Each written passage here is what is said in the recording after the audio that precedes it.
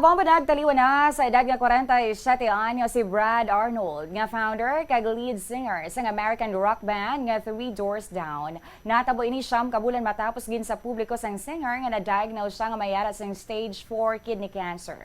May 2025, ginkumpirma ni Arnold nga mayara siya sang advanced stage clear cell renal carcinoma nga nagalapta na sa isa sa iya lungs. Ang clear cell renal cell carcinoma amo ang ginasiring pinaka-common nga sa isang kidney cancer sa National Cancer Institute nga ang sintomas nagalakip sang tuman nga sakit pagniwang sang isa ka tawo kag hilanat.